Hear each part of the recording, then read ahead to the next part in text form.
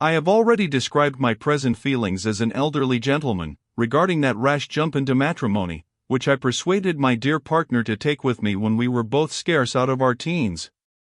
As a man and a father, with a due sense of the necessity of mutton chops, and the importance of paying the baker, with a pack of rash children round about us who might be running off to Scotland tomorrow, and pleading papa's and mamma's example for their impertinence, I know that I ought to be very cautious in narrating this early part of the married life of George Warrington, Esquire, and Theodosia his wife, to call out mea culpa, and put on a demure air, and, sitting in my comfortable easy chair here, profess to be in a white sheet and on the stool of repentance, offering myself up as a warning to imprudent and hot-headed youth. But, truth to say, that married life, regarding which my dear relatives prophesied so gloomily, has disappointed all those prudent and respectable people. It has had its trials, but I can remember them without bitterness, its passionate griefs, of which time, by God's kind ordinance, has been the benign consoler, its days of poverty, which we bore, who endured it, to the wonder of our sympathizing relatives looking on, its precious rewards and blessings, so great that I scarce dare to whisper them to this page, to speak of them, save with awful respect into one ear, to which are offered up the prayers and thanks of all men. To marry without a competence is wrong and dangerous, no doubt, and a crime against our social codes, but do not scores of thousands of our fellow beings commit the crime every year with no other trust but in heaven, health, and their labor? Are young people entering into the married life not to take hope into account, nor dare to begin their housekeeping until the cottage is completely furnished, the cellar and larder stocked, the cupboard full of plate, and the strong box of money? The increase and multiplication of the world would stop, were the laws which regulate the genteel part of it to be made universal. Our gentlefolks tremble at the brink in their silk stockings and pumps, and wait for whole years, until they find a bridge or a gilt barge to carry them across. Our poor do not fear to wet their bare feet, plant them in the brook, and trust to fate and strength to bear them over. Who would like to consign his daughter to poverty?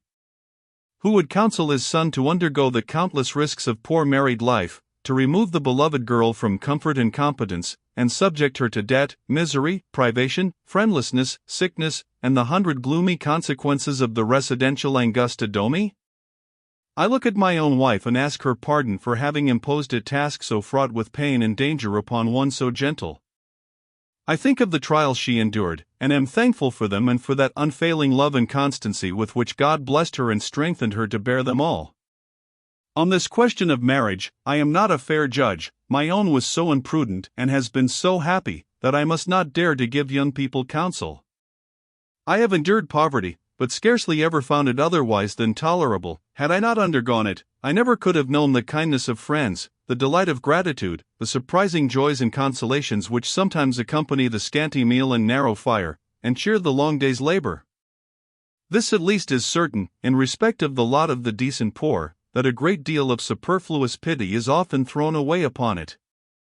Good-natured fine folks, who sometimes stepped out of the sunshine of their riches into a narrow obscurity, were blinded as it were, whilst we could see quite cheerfully and clearly. They stumbled over obstacles which were none to us. They were surprised at the resignation with which we drank small beer, and that we could heartily say grace over such very cold mutton. The good general, my father-in-law, had married his Molly, when he was a subaltern of a foot regiment, and had a purse scarce better filled than my own. They had had their ups and downs of fortune. I think, though my wife will never confess to this point, they had married, as people could do in their young time, without previously asking papa's and mamma's leave. The editor has looked through Burns' registers of fleet marriages without finding the names of Martin Lambert and Mary Benson. At all events, they were so well pleased with their own good luck in matrimony, that they did not grudge their children's, and were by no means frightened at the idea of any little hardships which we in the course of our married life might be called upon to undergo. And I suppose when I made my own pecuniary statements to Mr. Lambert, I was anxious to deceive both of us. Believing me to be master of a couple of £1,000, he went to Jamaica quite easy in his mind as to his darling daughter's comfort and maintenance, at least for some years to come. After paying the expenses of his family's outfit, the worthy man went away not much richer than his son-in-law, and a few trinkets, and some lace of Aunt Lambert's, with 20 new guineas in a purse which her mother and sisters made for her, were my Theo's marriage portion. But in valuing my stock, I chose to count as a good debt a sum which my honored mother never could be got to acknowledge up to the day when the resolute old lady was called to pay the last debt of all. The sums I had disbursed for her, she argued, were spent for the improvement and maintenance of the estate which was to be mine at her decease. What money she could spare was to be for my poor brother, who had nothing, who would never have spent his own means had he not imagined himself to be sole heir of the Virginian property, as he would have been. The good lady took care to emphasize this point in many of her letters, but for a half-hour's accident of birth. He was now distinguishing himself in the service of his king and country. To purchase his promotion was his mother's, she should suppose his brother's duty. When I had finished my bar studies and my dramatic amusements, Madame Esmond informed me that I was welcome to return home and take that place in our colony to which my birth entitled me. This statement she communicated to me more than once through mountain, and before the news of my marriage had reached her.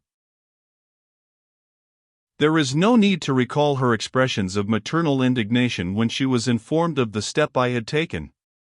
On the pacification of Canada, my dear Harry asked for leave of absence, and dutifully paid a visit to Virginia. He wrote, describing his reception at home, and the splendid entertainments which my mother made in honor of her son.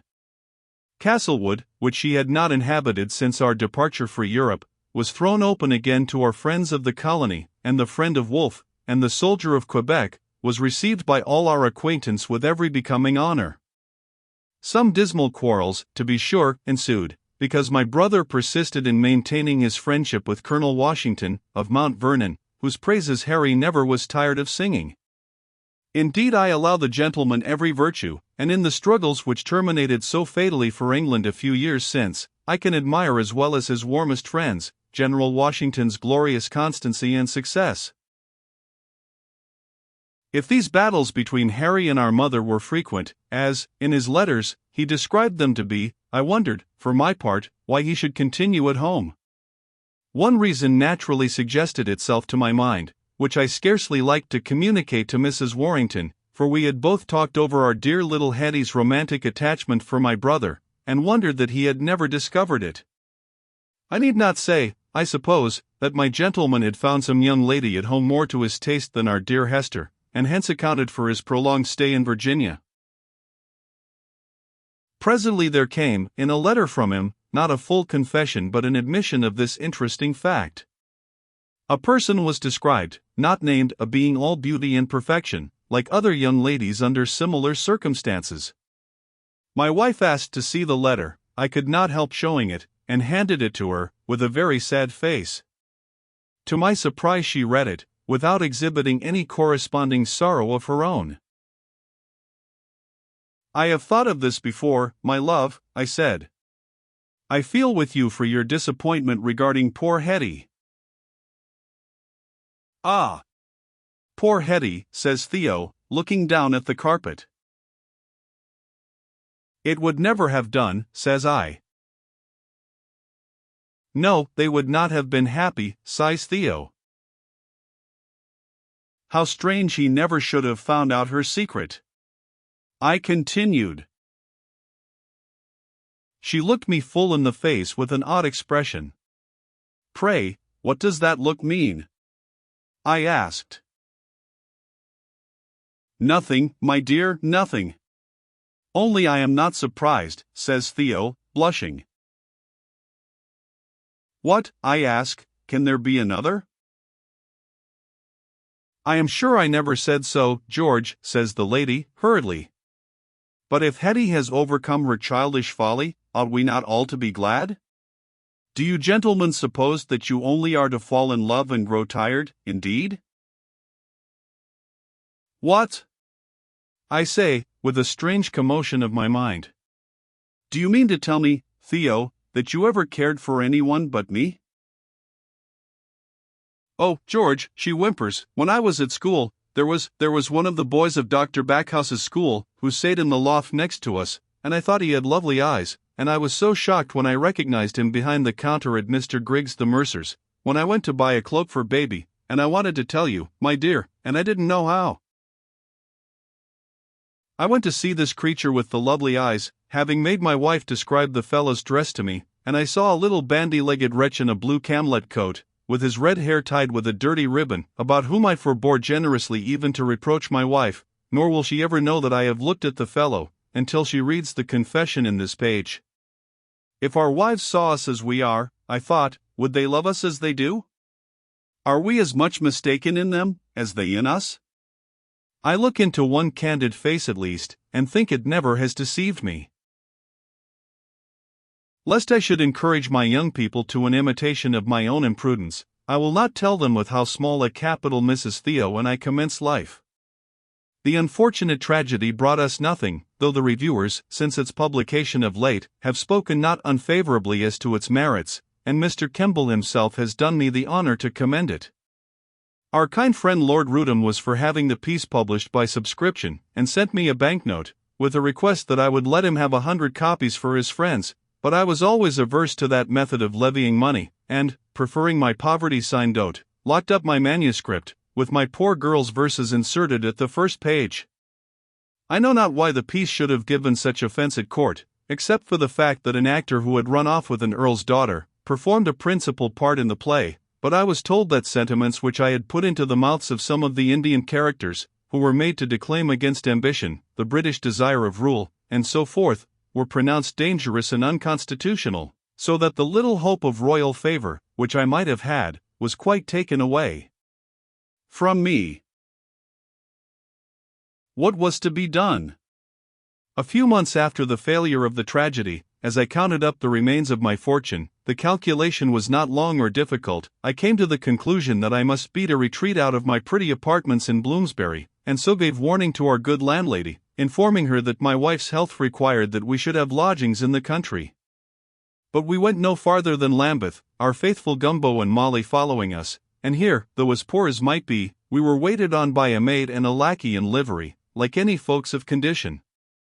You may be sure kind relatives cried out against our extravagance. Indeed, are they not the people who find our faults out for us, and proclaim them to the rest of the world? Returning home from London one day, whither I had been on a visit to some booksellers, I recognized the family arms and livery on a grand gilt chariot which stood before a public house near to our lodgings. A few loitering inhabitants were gathered round the splendid vehicle, and looking with awe at the footman, resplendent in the sun, and quaffing blazing pots of beer.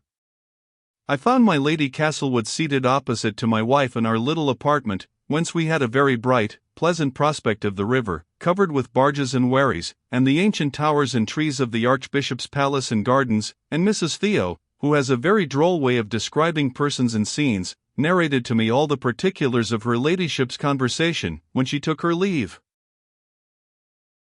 I have been here this ever so long, says the Countess, gossiping with cousin Theo, while you have been away at the coffee-house, I dare say, making merry with your friends, and drinking your punch and coffee. Guess she must find it rather lonely here, with nothing to do but work them little caps and hem them frocks. Never mind, dear, reckon you'll soon have a companion who will amuse you when cousin George is away at his coffee-house. What a nice lodging you have got here, I do declare. Our new house which we have took is 20 times as big, and covered with gold from top to bottom, but I like this quite as well. Bless you, being rich is no better than being poor. When we lived to Albany, and I did most all the work myself, scoured the rooms, biled the kettle, helped the wash, and all, I was just as happy as I am now. We only had one old Negro to keep the store. Why don't you sell Gumbo, cousin George? He ain't no use here idling and dawdling about, and making love to the servant girl. Folk! Guess they ain't particular, these English people. So she talked, rattling on with perfect good humor, until her hour for departure came, when she produced a fine repeating watch, and said it was time for her to pay a call upon Her Majesty at Buckingham House. And mind you come to us, George, says her ladyship, waving a little parting hand out of the gilt coach. Theo and I have settled all about it. Here, at least, said I, when the laced footman had clambered up behind the carriage, and our magnificent little patroness had left us, here is one who is not afraid of our poverty, nor ashamed to remember her own. Ashamed, said Theo, resuming her Lilliputian needlework. To do her justice, she would make herself at home in any kitchen or palace in the world. She has given me and Molly 20 lessons in housekeeping. She says, when she was at home to Albany, she roasted, baked, swept the house, and milked the cow. Madame Theo pronounced the word cow archly in our American way, and imitated her ladyship's accent very divertingly. And she has no pride, I added. It was good-natured of her to ask us to dine with her and my lord. When will Uncle Warrington ever think of offering us a crust again, or a glass of his famous beer? Yes, it was not ill-natured to invite us, says Theo, slyly. But, my dear, you don't know all the conditions. And then my wife, still imitating the Countess's manner, laughingly informed me what these conditions were. She took out her pocketbook, and told me, says Theo, what days she was engaged abroad and at home. On Monday she received a duke and a duchess, with several other members of my lord's house, and their ladies. On Tuesday came more earls, 2 bishops, and an ambassador. Of course you won't come on them days, says the Countess. Now you are so poor, you know, that fine company ain't no good for you. Lord bless you. Father never dines on our company days. He don't like it, he takes a bit of cold meat anyways. On which, says Theo, laughing, I told her that Mr. Warrington did not care for any but the best of company, and proposed that she should ask us on some day when the Archbishop of Canterbury dined with her, and his Grace must give us a lift home in his coach to Lambeth. And she is an economical little person, too, continues Theo. I thought of bringing with me some of my baby's caps and things, which his lordship has outgrown but they may be wanted again, you know, my dear. And so we lose that addition to our wardrobe, says Theo, smiling, and Molly and I must do our best without her ladyship's charity. When people are poor, they are poor, the Countess said, with her usual outspokenness, and must get on the best they can. What we shall do for that poor Maria, goodness only knows. We can't ask her to see us as we can you, though you are so poor, but an earl's daughter to marry a play actor. La, my dear, it's dreadful, His Majesty and the Princess have both spoken of it. Every other noble family in this kingdom as has ever heard of it pities us, though I have a plan for helping those poor unhappy people, and have sent down Simons, my groom of the chambers, to tell them on it. This plan was, that Hagan, who had kept almost all his terms at Dublin College, should return thither and take his degree, and enter into holy orders, when we will provide him with a chaplaincy at home, you know, Lady Castlewood added. And I may mention here, that this benevolent plan was executed a score of months later, when I was enabled myself to be of service to Mr. Hagan, who was one of the kindest and best of our friends during our own time of want and distress. Castlewood then executed his promise loyally enough, got orders and a colonial appointment for Hagan, who distinguished himself both as soldier and preacher, as we shall presently hear, but not a guinea did his lordship spare to aid either his sister or his kinsmen in their trouble. I never asked him, thank heaven, to assist me in my own, though, to do him justice, no man could express himself more amiably, and with a joy which I believe was quite genuine, when my days of poverty were ended. As for my Uncle Warrington, and his virtuous wife and daughters, let me do them justice likewise, and declare that throughout my period of trial, their sorrow at my poverty was consistent and unvarying.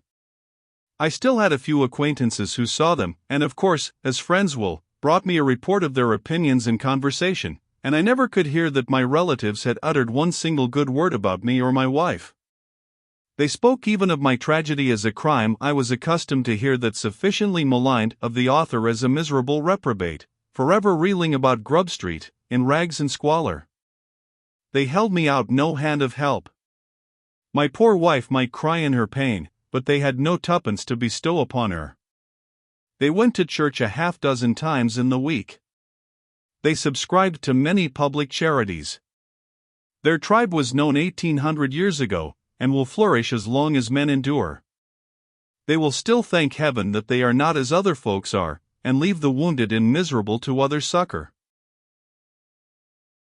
I don't care to recall the dreadful doubts and anxieties which began to beset me, the plan after plan which I tried, and in which I failed, for procuring work and adding to our dwindling stock of money.